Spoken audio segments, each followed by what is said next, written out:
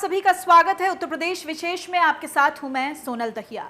अयोध्या के विकास को लेकर बनाए गए विजन डॉक्यूमेंट्स पर प्रधानमंत्री नरेंद्र मोदी की अगुवाई में वर्चुअल रिव्यू मीटिंग हुई है। यूपी के सीएम योगी आदित्यनाथ, दोनों डिप्टी सीएम केशव मौर्य और दिनेश शर्मा समेत 13 लोग शामिल हुए हैं। प्रधानमंत्री मोदी दिल्ली से, जबकि अन्य मंत्री और अधिकारी सीएम योगी के आवास से मीटिंग में जुड़े हैं। इस मीटिंग से श्री राम जन्मभूमि तीर्थ क्षेत्र ट्रस्ट को दूर रखा गया है। ये बैठक तकरीबन 45 मिनट तक चली है। इससे पीएम मोदी ने अधिकारियों को डॉक्यूमेंट्स को लेकर कुछ फीडबैक दिए हैं। इसके साथ ही अधिकारियों ने भी पीएम से सुझाव देने का अनुरोध किया है। बैठक में बजट के अनुसार योजनाओं को जमीन पर लाने और भविष्य के लिए उन्हें तैयार रखने की रणनीति पर चर्चा होगी। इसके लिए केवल प्रदेश सरकार ने ही अकेले 14,000 करोड़ की योजनाओं को तैयार किया है। केंद्र सरकार की कई योजनाएं भी इस विजन डॉक्यूमेंट्स में शामिल है। कई योजनाएं दोनों सरकारों की संयुक्त भागीदारी से जुड़ी हैं। अयोध्या विजन 2051 पीएम मोदी की अगुवाई में वर्चुअल रिव्यू मीटिंग हुई है। तो इस विजन डॉक्यूमेंट में क्या कुछ रहा है वो आपको हम बता रहे हैं। रामायण आध्यात्मिक वन को इसमें शामिल किया गया है। वहीं क्रूज पर्यटन परियोजना इसमें शामिल रहेगी। तो विजन डॉक्यूमेंट कुल मिलाकर है क्या, इस पर हम चर्चा कर रहे हैं। लगातार विजन डॉक्यूमेंट में कई तरीके की अहम चीज़ें शामिल रहने वाली हैं। सरयू नदी आइकॉनिक ब्रिज का जो कॉन्सेप्ट है वो इसमें शामिल रहेगा। राम की पैड़ी परियोजना इस विजन डॉक्यूमेंट का हिस्सा रहने वाली है और प्रतिष्ठित संरचना का विकास भी इसका एक उद्देश्य रहने वाला है। पर्यटन सर्किट का विकास भी किया जाएगा इस विजन के जरिए और स्मार्ट रोड बनाए जाएंगे। तो उत्तर प्रदेश के विकास के लिए अपने आप में बहुत ज़्यादा अहम है। अयोध्या को लेकर अपने आप में बहुत अहम है ये विजन डॉक्यूमेंट।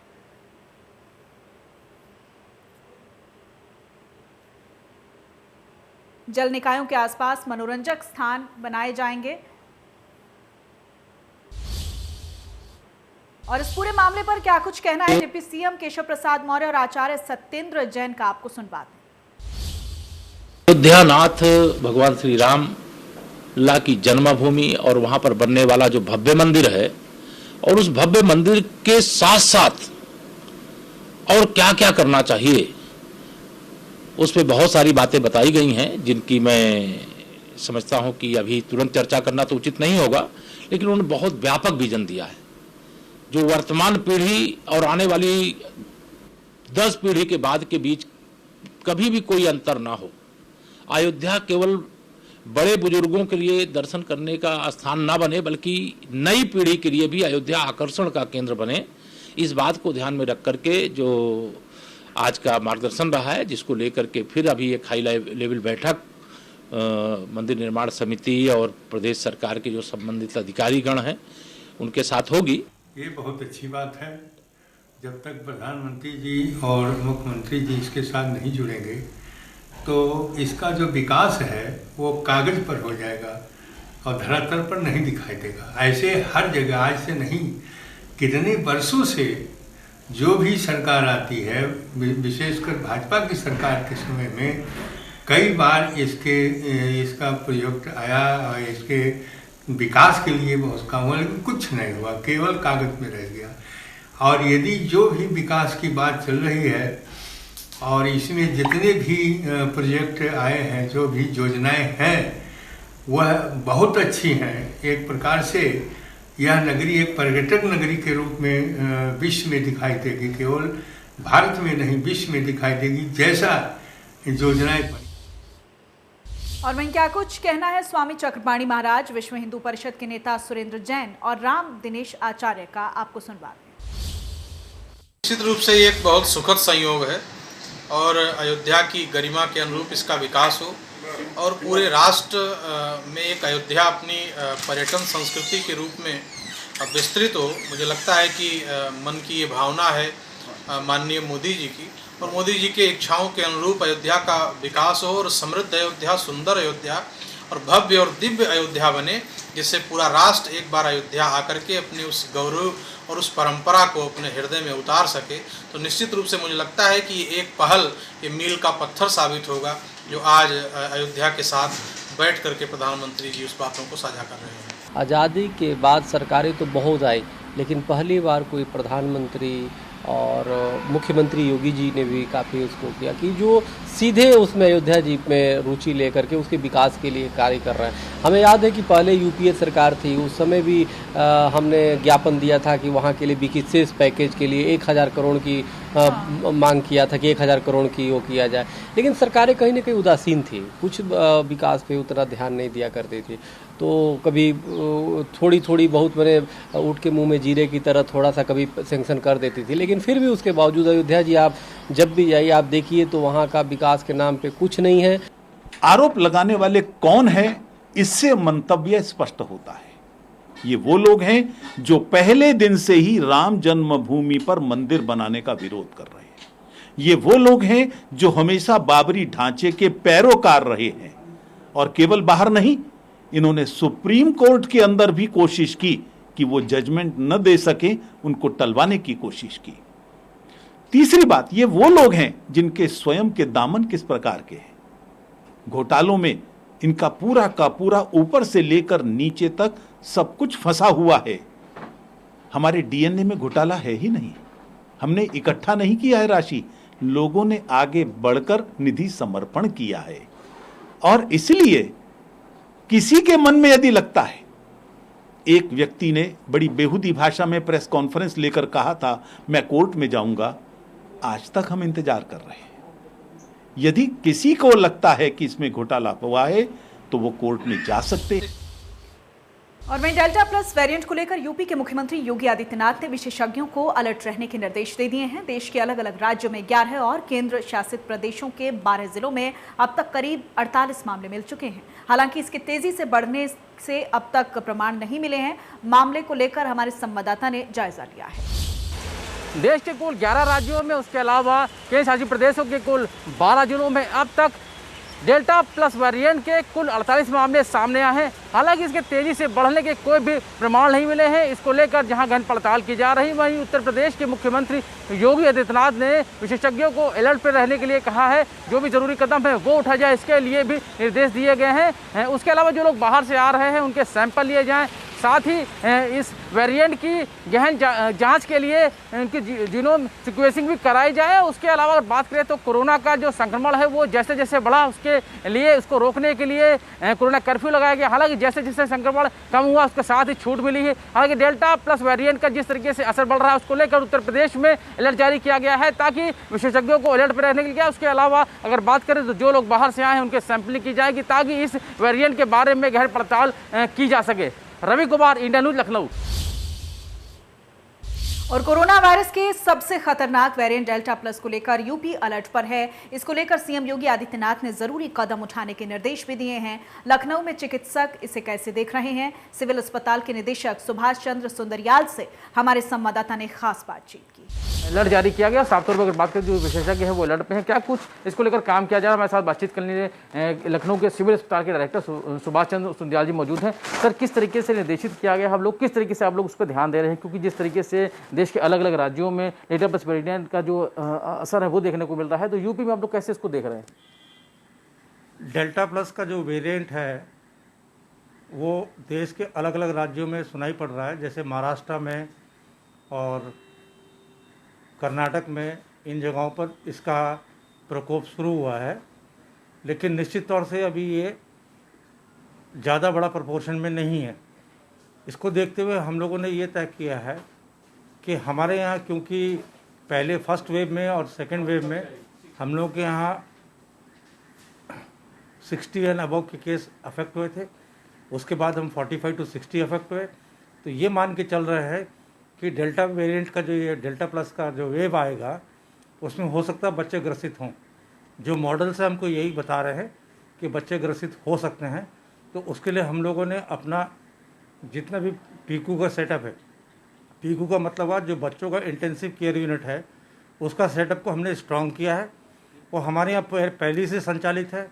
उसमें 10 बेड लगे हुए हैं जिसमें वेंटिलेटर और अन्य उपकरण मौजूद हैं। उसमें हम इलाज करते आए हैं, लेकिन इस बार हमने 10 बेड का जो है स्पेशली डेजिग्नेट कर दिया है वही एरिया, कि अगर पीकू के बच्चे या बड़े बच्चे अगर इस कोविड से ग्रसित होंगे तो हम ज़रूर इनको भर्ती करेंगे, जैसा कि हमने पिछले वेव में किया है और इस बार करेंगे हम लोग, और उनका इलाज पूरी तरह से करेंगे। हमारे पास न ऑक्सीजन की कमी है, न दवाइयों की कमी है। जो कुछ हम लोगों ने अपेक्षा की है एडवांस में, उसका हम ध्यान रखेंगे। पहले हमारा ये नॉन कोविड हॉस्पिटल था, आज भी नॉन कोविड हॉस्पिटल है, लेकिन हम कोविड के लिए समर्पित हैं पूरी तरह से। सर, तीसरी लहर को भी लेकर अटकलें लगाई जा रही है, तीसरी लहर आ सकती है, तो क्या डेल्टा प्लस वेरिएंट का असर कुछ तीसरी लहर में भी देखने को मिल सकता है? हो सकता है कि तीसरी लहर जो डेल्टा प्लस वेरिएंट की हो, और हो सकता है कि ये नॉर्मल थर्ड साइकिल हो इसकी मेन वजह मैं आपको अभी से बताना चाहता हूँ कि हमारा जो समाज है, जो उसमें लोग रह रहे हैं, वो इसके स्वयं जिम्मेदार हैं। अभी आप मार्केट में चले जाइए, आपको भीड़ बहुत मिलेगी, सड़कों पे लोग मास्क पहने हुए नहीं मिलेंगे। अभी भी आपको ऐसे लोग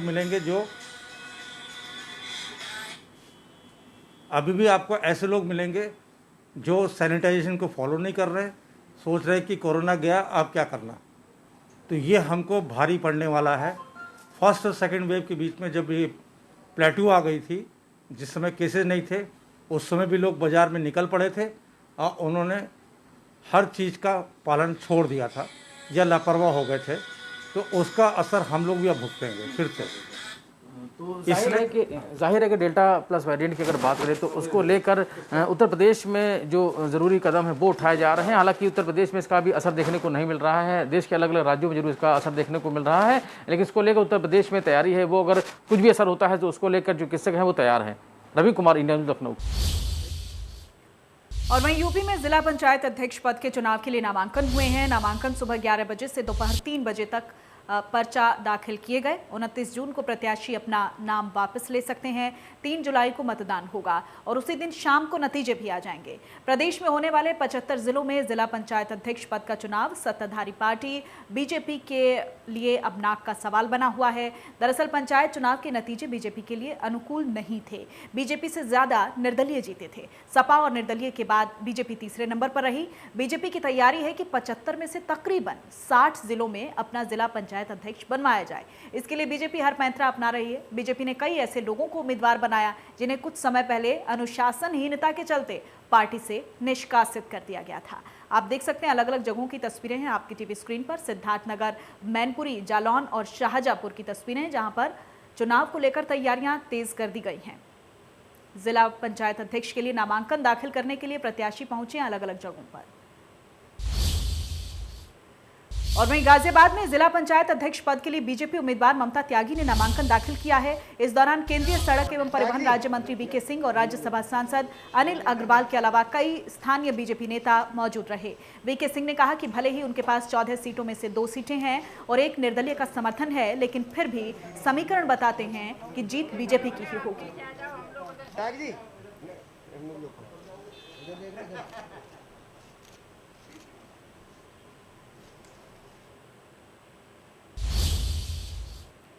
और खबर उन्नाव से है, जहां जून की गर्मी की तपिश के बीच सियासत भी उफान पर है। यहां का जिला पंचायत अध्यक्ष पद का चुनाव काफी दिलचस्प और नाटकीय मोड़ पर पहुंच गया है। सत्ता दल बीजेपी समर्थित प्रत्याशी शकुन सिंह ने नामांकन करवाया है, तो वहीं बीजेपी समर्थित जिला पंचायत सदस्य अरुण सिंह ने भी नामांकन करवाकर पार्टी प्रत्याशी के सामने ही ताल ठोक दी है, जिससे अब बीजेपी में राजनीतिक घमासान शुरू हो गया है। वहीं नामांकन से तस्वीर ये साफ हो गई है कि बीजेपी में सब ठीक नहीं चल रहा है। समाजवादी पार्टी से मालती रावत नामांकन करवाकर मैदान में उतरी हैं। बीजेपी की अंतरकलह से 20 जिला पंचायत सदस्यों वाली सपा पार्टी के खेमे में निर्दलीय सदस्यों की गठजोड़ की आस के बीच जीत को लेकर उत्साह चरम पर है। केवल समर्थित शकुन सिंह जी हैं, उनको समर्थन है पार्टी का। शीर्ष नेतृत्व से लेकर जिले तक एक एक कार्यकर्ता उनके साथ। 6 प्रस्ताव के साथ, 3 प्रस्तावक 3 अनुमोदक जी। क्या लगता है कितनी जीत को लेकर कितनी सुनिश्चित हैं आप? मेरी जीत सुनिश्चित है, क्योंकि उद्देश्य जो है हमारे हैं अपने समाजवादी पार्टी के, तो जीत तो मेरी सुनिश्चित है। और जो है अदर वो भी हमारे साथ में है। रहेंगी आपके चुनाव जीतने पर? हमारी प्राथमिकता पहले सर्वप्रथम तो पार्टी के प्रति हम लोग पूरी निष्ठा और पूर्ण रूप से कार्य करेंगे। उसके बाद मेरे साथ मेरी जनता, मेरा जिला पूरा मेरे साथ है, तो इसलिए हमें अपने ज़िले को पूरी श्रद्धा से मैं हमारे साथियों को, अपने पूरे सभी को मैं उनका पहले चरण वंदन और नमन करती हूँ, जिन्होंने मुझे इस जगह पे आ लाया। और भारतीय जनता पार्टी का सच्चा सिपाही हूँ। मुझे निर्देश पहले से प्राप्त थे कि आपको नामांकन कराना है। मैंने पर्चा खरीदा था, मैंने तैयारी की। हमारे साथ हमारी सदस्य जिला पंचायतगण हैं। भारी संख्या में निर्दलीय और दूसरे दलों के लोगों का समर्थन प्राप्त है। उस क्रम में हमने नामांकन अपना कराया। और वहीं जिला पंचायत अध्यक्षों के चुनाव को लेकर नामांकन भरे जा रहे हैं। सभी दिग्गज अपने अपने प्रत्याशियों को जितवाने के लिए कमर कस चुके हैं। इसी को लेकर हमारे संवाददाता ने पूर्व सपा मंत्री मनोज राय से खास बातचीत की। जिला पंचायत के कुर्सी पे दावेदारी आज सारे लोग करेंगे, या यूँ कहा जाए कि आज से प्रक्रिया शुरू होते हुए नामांकन किया जा रहा है। हमारे साथ सपा के पूर्व मंत्री मनोज राय धुपतंजर जी हैं। आइए हम इन्हीं से जानते हैं कि आखिर किन समीकरणों से इस चुनाव को जीता जा रहा है, क्या उम्मीद है और किस ढंग के खतरे महसूस कर रहे हैं। मनोज जी, सबसे पहला प्रश्न, जीत के प्रति आप कितना आश्वस्त हैं? हम आश्वस्त हैं। Bharatiya Janata party money mafia और मसल्स के सहारे जीतना चाहती है, लेकिन जो चुने हुए जिला पंचायत हैं वो उनको जीतने नहीं देंगे। समाजवादी पार्टी ही जीतेगी बनारस में। यदि मेरा ये सवाल है कि 8 सीट जीती थी, सिर्फ 8 उन्होंने जीता था, 7 जीता था, 2 उन्होंने ज्वाइन कराया, एक पूनम मौर्य को, एक पुष्पांजलि पटेल को। पुष्पांजलि पटेल छोड़ के चली गई, इनके 8 हुए। ये किस आधार पर जीत का दावा कर रहे हैं? सुभाषपा ने घोषणा कर दिया कि हम आपको लड़ाएंगे। कृष्णा पटेल अपना दल ने घोषणा कर दिया कि हम आपको लड़ाएंगे। कांग्रेस ने घोषणा कर दिया कि हम समाजवादी पार्टी को लड़ाएंगे। मतलब इन तीनों पार्टियों ने ये कहा है कि हम समाजवादी पार्टी को लड़ाएंगे। फिर ये किस बिना पर ये जीतना चाहते हैं? माफिया के दबाव में, मनी के दबाव में? चुने हुए अपराध रुक नहीं रहा है, चुने हुए जिला पंचायतों के यहाँ एक एक गनर भेज दिए।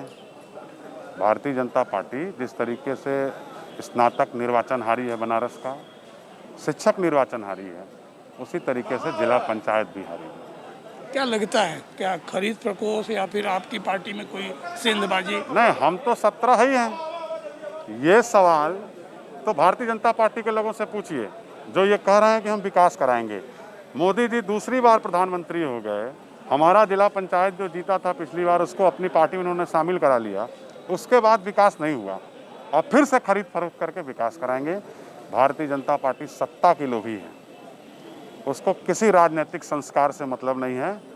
वो बनारस में जिस तरीके से पूरे उत्तर प्रदेश में माफिया का, पुलिस का प्रयोग करके डरा धमका रही है, वो बनारस में नहीं होने देंगे हम लोग। बनारस में हम लड़ेंगे और जीत निश्चित रूप से समाजवादी पार्टी। मुद्दा किस ढंग का लेंगे आप? किस मुद्दों पे? जनता ने वोट भाजपा के खिलाफ दिया है। हम 17 जीते हैं, समाजवादी पार्टी 17 जीती है, अपना दल कृष्णा पटेल जीती है अलग से, भाजपा जीती है अलग से। भाजपा जीती कहाँ है? कांग्रेस जीती है, भाजपा तो 7 जीती है। अब वो कौन सा माफिया इनकी मदद करेगा ये हम आपको बताएंगे। कहाँ कहाँ किस पुलिस वाले से दबाव बना रहे हैं, किस जिला प्रशासन से दबाव बना रहे हैं, दबाव आप लोगों के ऊपर भी बनाएंगे तो उसका जवाब दिया जाएगा। ये बनारस है, ये कोई दूर दराज का क्षेत्र नहीं है। अगर जिला प्रशासन या कोई माफिया दबाव बनाएगा तो उसको पुरजोर जवाब दिया जाएगा। हम 3 जुलाई को जिला अध्यक्ष सुजीत यादव लक्कड़ पहलवान के नेतृत्व में जिला पंचायत अध्यक्ष की कुर्सी पर श्रीमती चंदा यादव को काबिज कराने जा रहे हैं। देखिए, ये थे मनोज राय धुपचंडी। साफ सा मामला है कि यदि वोटों के बंटवारे की बात करें तो वोट के बंटवारा में ये सबसे ज़्यादा है।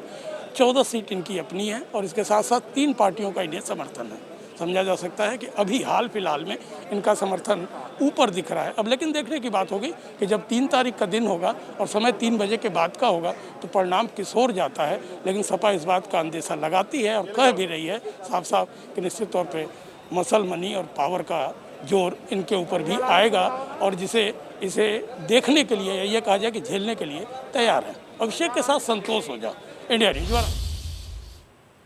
और वहीं सिद्धार्थनगर में बेसिक शिक्षा मंत्री ने वृक्षारोपण किया है। डॉक्टर सतीश द्विवेदी ने इटावा तहसील में पौधा लगाया है। बड़े पैमाने पर वृक्षारोपण अभियान चलाया गया। वहीं डॉक्टर सतीश द्विवेदी ने योगी सरकार की भी तारीफ की है।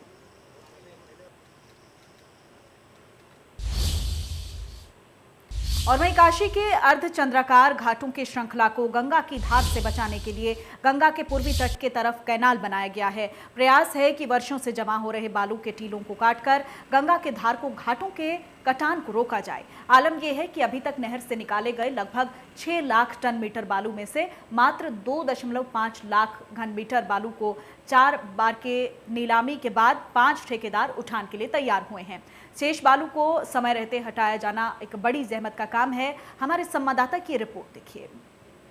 गंगा की धार से घाटों के कटान को रोकने के लिए प्रशासन ने गंगा के उस पार, या ये कहा जाए कि गंगा के पूर्वी छोर पे एक नहर बनाने की योजना बनाई और ये 5 किलोमीटर लंबी नहर से निकली हुई बालू इस समय प्रशासन के लिए जी का जंजाल बना हुआ है। इस बालू की बात करें तो ये 5 लाख मीट्रिक टन बालू है और इस बालू को लेने वाला कोई नहीं है। सरकार द्वारा 5 बार इस बात का ठेका निकाला गया, लेकिन कोई भी ठेकेदार इस पे अपना इंटरेस्ट नहीं दिखाया। अब प्रश्न ये उठता है कि आने वाली बाढ़ और लगातार हो रही बारिश इस बात के लिए समस्या पैदा कर रहा है कि ये बालू कहीं वापस इसी नहर में न चली जाए और योजना खटाई में पड़ जाए।